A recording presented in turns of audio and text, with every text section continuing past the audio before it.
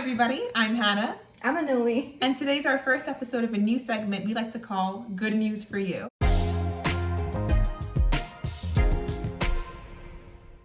So now that we're living in the middle of a pandemic, I feel like there's just so much negativity and so much news and statistics around us that we really need to take a breather. And we thought, what better way to take a breather than to look at all the amazing news and all the amazing things that humans are doing for us all over the world, you know? Exactly. And I feel like this is also a test of humanity, and there's so many people around the world that are doing such great things and helping the world in many different ways.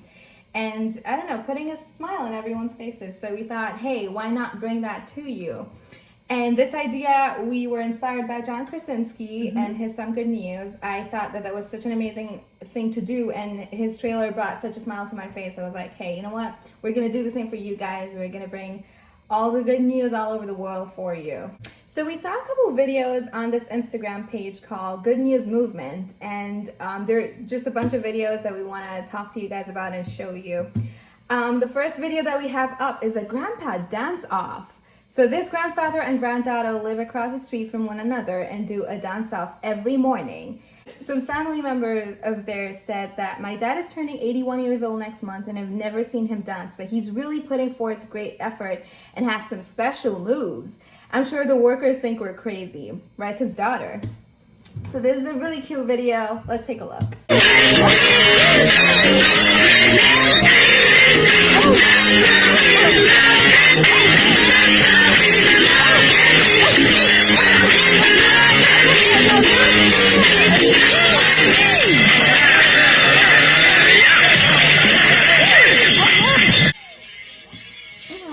I love the ponytail. What is it? Oh!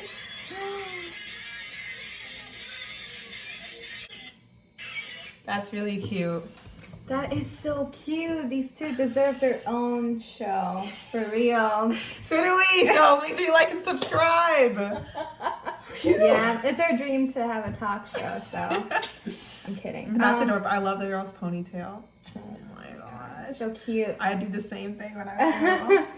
This is just like one of the many examples of how like people are forced to like spend time together and just innovate different ways of doing things together. Because like I saw like the daughter said that the dad never ever danced in his whole life, and now he's a freaking rock star. Exactly. So that's amazing. That's amazing. That's great. Yeah. So this next video is about a birthday boy who obviously, because of the quarantine, could not host a party. So basically police and fire trucks surprised him. His name is Victor on his birthday. So cute. My heart. Oh my goodness. You have to take a look.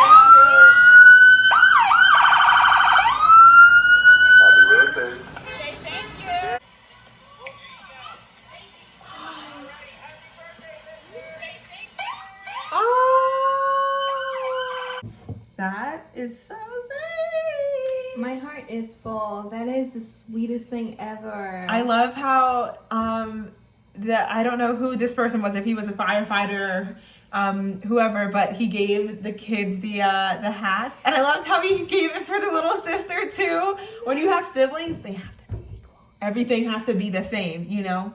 Everyone has to get one. Everyone's get a lot more stuff because we're so much cooler. But it's okay. Well, I now. know. It's all right. That's a different podcast. You'll get there. Don't worry. So. Oh man, it was so cool to just watch this like sense of community build up. You know, Exactly. It's amazing. Like he had all these like police cars and fire trucks and neighbors and all these people just like walk by and wave. It was like. And somehow, even though we all have to be apart, we're all finding a way to come together somehow. Yeah. In a safe way, hopefully. 6 feet apart. Exactly. Oh, what if that was our... So up next, our video is going to be a really cool one. And I feel like it's no better video explains finding a silver lining than this one. It's all about our healthcare professionals that are at the front lines of fighting the virus, and they do a cute little dance. So these medical frontline workers in Spain take a well-deserved break from working around the clock to dance to Beyonce. So this is really cool. Let's take a look.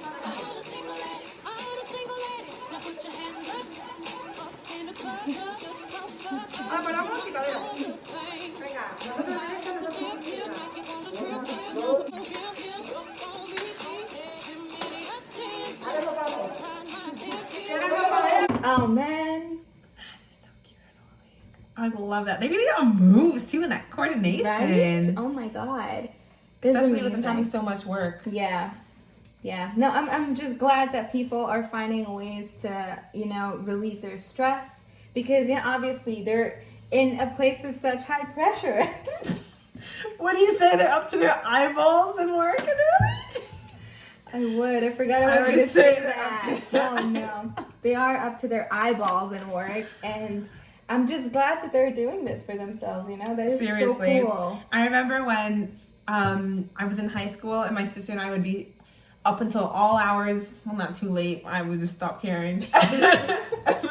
But just doing work, sitting for hours, and we would say, okay, dance break. And we'd play like That's What I Like by Bruno Mars, or something that you could really dance to. And we would just dance and dance and dance for like 10 minutes and then be energized to get back to work. Absolutely. I think, like, even for me, even at this point, like, I'm so overloaded with work, and then sometimes I'm like, you know what?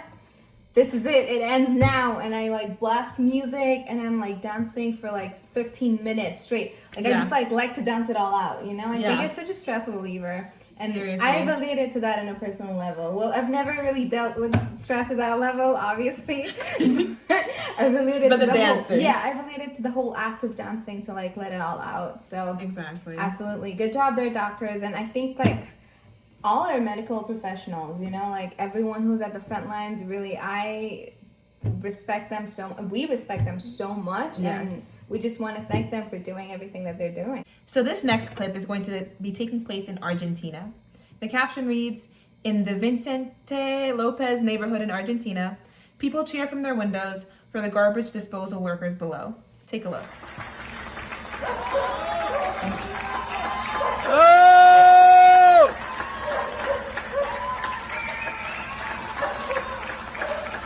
¡Gracias!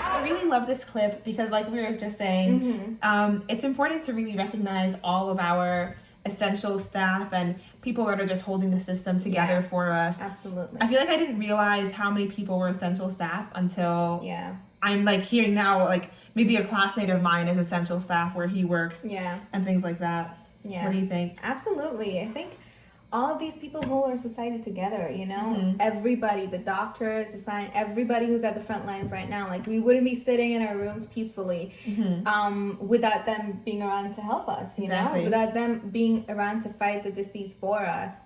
And something that really struck out to me the other day that I was reading about is how like even social distancing and the ability to self-isolate at your home is such a privilege, because not everybody has a home to retreat to, not everybody has a healthy space to retreat to.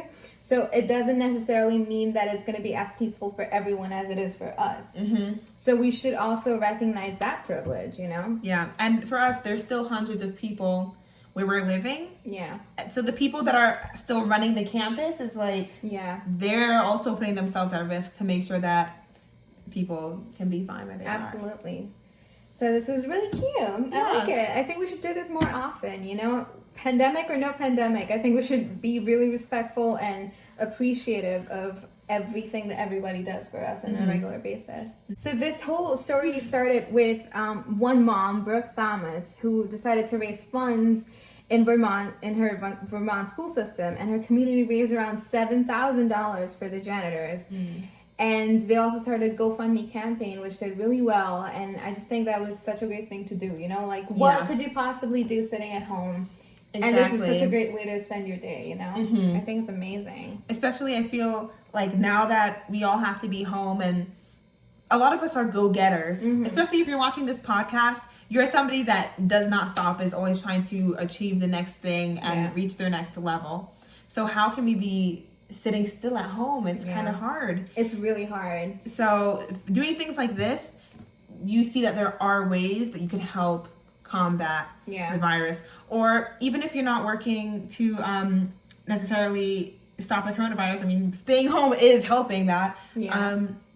But there are ways that you can volunteer online. I'll link them in the video. I mean, you can be transcribing documents for the Smithsonian is like an option I gave to the students I'm a TA for. You could be volunteering for the UN online. There's a lot of things that you guys can be doing. So I'll link it below so you can check it out. I love that. And like, that's also like something that I keep doing all the time when I'm at home. I'm like, oh my God, like I cannot just sit here and do nothing, you know? Like I want to be a part of the change that happens in the world. Like I think we both like want to be a part of the change that happens in the world, and we both want to like give back to society in a major way. And I think like, you know, just digging out the different ways that you can help people, even if it's something like, you know, raising money for the people around you or helping them out financially, I think is so important. Even if, say, you don't have enough to donate an amount that you'd like to, but maybe you could buy a meal for them or something like that and send it over, then that's even helpful, because when you're working on the clock, you don't have really time to cook your food like that. So that's something to consider. Also, like, piggybacking off of that, I think one important thing that we could all keep in mind is that we, especially like young people, sure, we need, you know, all the groceries and we need all the resources that we have, but do we really need them for survival? Are they absolutely essential? Maybe not. So think of the people that are more vulnerable to the situation right now, and, you know, try to head out and, you know, help them out, maybe do some of their grocery shopping for you, because, you know, as we have said multiple times before, like, the youth are not really as susceptible to this disease, to this virus, as everyone else is. So maybe just, you know, go out of your way to do something nice for somebody that really wants it. Also, something to take into consideration, I saw my friend, she posted on her Instagram story the other day. It's about people that receive like funds from the government and who are getting like welfare help in that way. And I don't know if it varies by state. I don't know what all the rules are about it, but I'll do some more research. But basically, towards the beginning of each month is when people will receive their checks.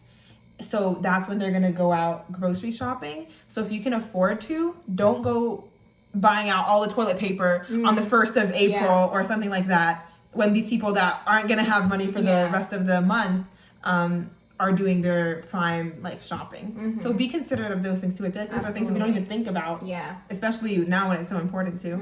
I guess that is it for now, but the good news will not stop. We will try to make our part, and we will try to do our part in, you know, making sure we bring all the amazing news from the world to you guys. So stay tuned for this, and let us know if you have any good news of your own, and we can feature it into our video. And we're just doing this to bring a smile on your face, so hopefully that happened at some point in this video. But yeah, thank you guys for watching. I'm Anuli. I'm Hannah, and this has been another episode of Unscripted, and your first episode of Good News for You.